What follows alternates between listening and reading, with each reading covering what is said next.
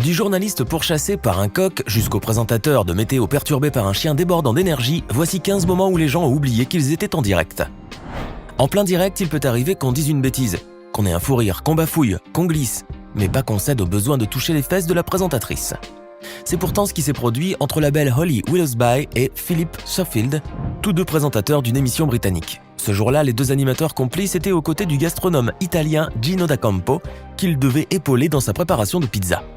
Durant cette émission filmée en direct, la gracieuse Holly Willoughby était vêtue d'une élégante robe rouge qui soulignait à merveille la cambrure de sa taille délicate.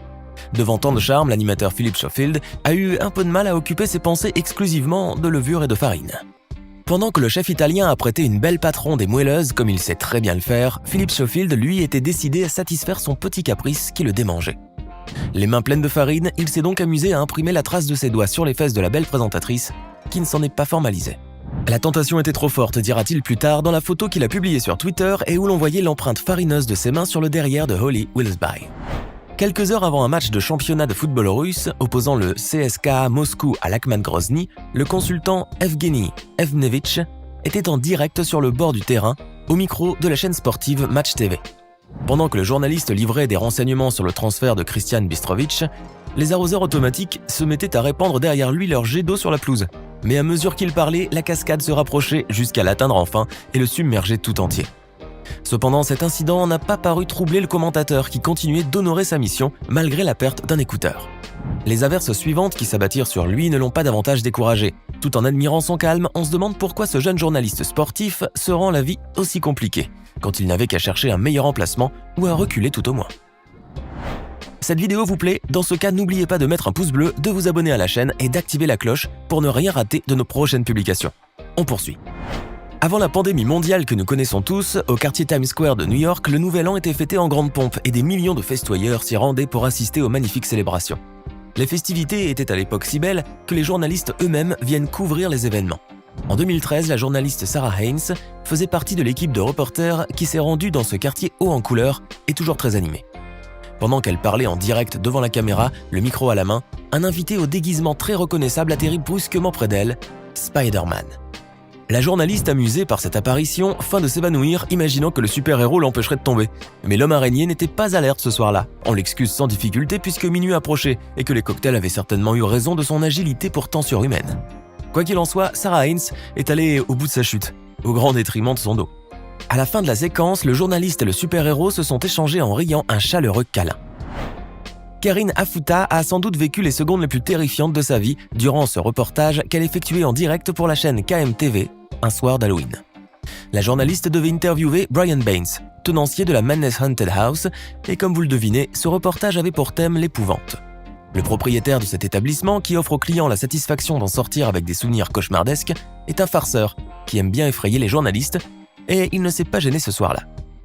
Karine Afuta était pourtant sur ses gardes, à l'entrée de la maison, devant lui. Après que Brian s'est exprimé avec beaucoup de sérieux au micro de la correspondante, tous deux convinrent de visiter l'intérieur. Mais à peine Karine fit-elle un pas en avant qu'un clown enragé jaillit d'une petite porte à sa gauche où l'on pouvait lire « Danger » quelques instants plus tôt. La journaliste, au comble de l'effroi, pousse alors des hurlements perçants, recule et se recroqueville avant de réaliser qu'il s'agissait d'une farce assez prévisible sinon classique dans pareil endroit. Soulagée, elle se met à en rire allègrement mais se montre toutefois assez réticente à explorer l'intérieur obscur. Et vous y seriez entré ? Après 93 ans de collaboration entre la chaîne BBC et le service britannique de météorologie, appelé le Met Office, la chaîne a décidé en 2015 de rompre leur contrat mutuel et de faire appel à d'autres prestataires. À l'occasion de cette résiliation, le site de Guardian.com a énuméré les bourdes les plus comiques et les plus mémorables commises par les présentateurs météorologiques tout au long de ce partenariat. À commencer par Michael Fish qui, en 1987, a induit en erreur les téléspectateurs en cherchant à les rassurer à propos d'une tempête qui menaçait le pays.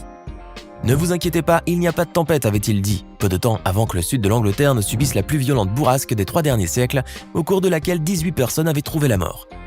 Comme si cela ne suffisait pas, les dégâts matériels causés par cette tempête avaient été estimés à 1 milliard d'euros.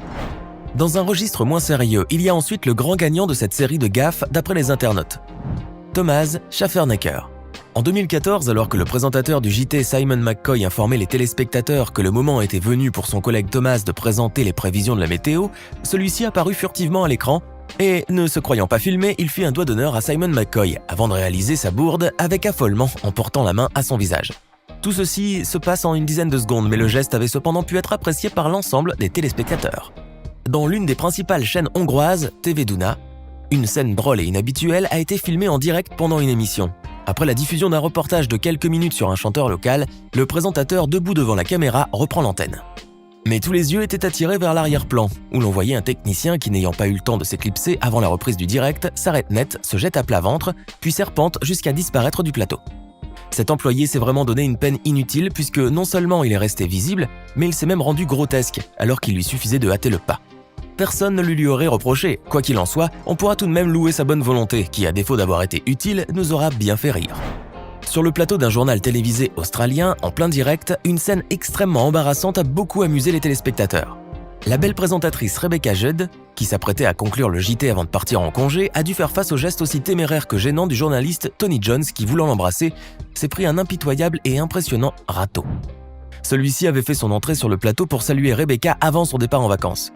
Mais cette simple politesse ne comblait pas tout à fait son désir de sollicitude. Pendant que l'autre présentateur s'exprimait, Tony Jones posa affectueusement le bras sur l'épaule de Rebecca, guettant l'instant où il pourrait esquisser son geste audacieux et voué à l'échec. Rien qu'à la manière dont sa main touche l'épaule nue de la présentatrice, on devine que cette envie le ronge. Et quand il se penche pour l'embrasser, Rebecca détourne instantanément la tête en poussant un cri d'étonnement hilar. Alors Tony rougit et se montre clairement très embarrassé. Il a joué et, comme le prouvent ces images, perdu.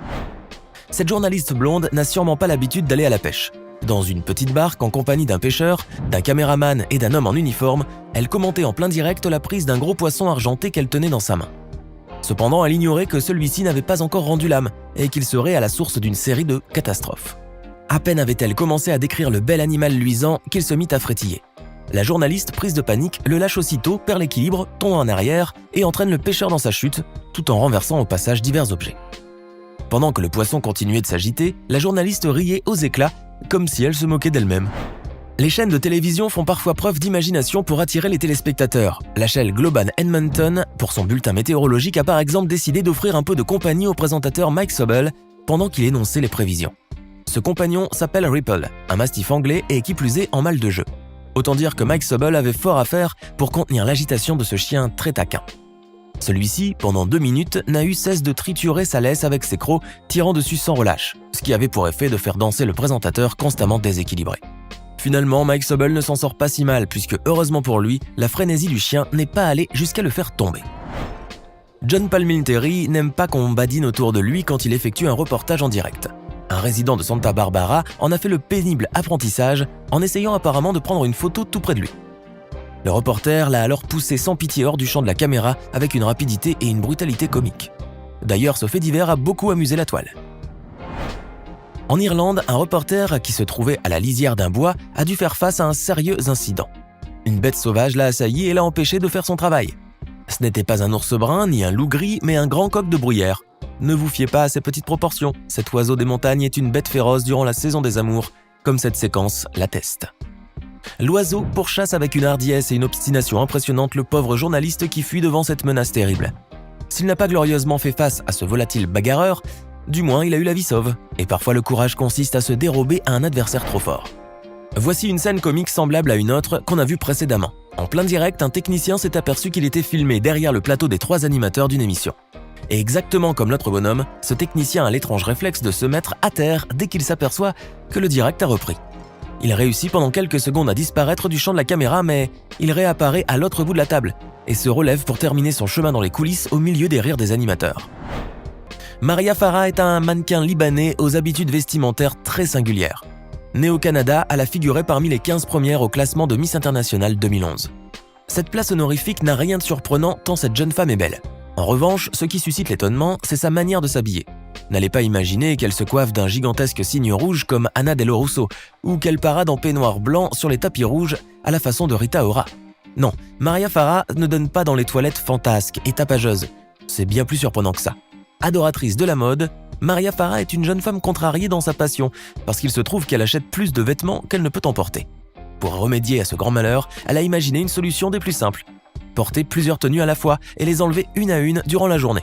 Jusqu'à la dernière, au moment de se coucher, de prendre un bain ou autre chose. Fallait y penser. Voilà, c'est la fin de la vidéo. On ne se lassera jamais des joyeux aléas du direct, tantôt gênants, tantôt réjouissants, souvent les deux à la fois. Et vous, qu'en pensez-vous? Quelle séquence vous a le plus amusé? Dites-le nous dans les commentaires et à bientôt pour d'autres séquences hors du commun.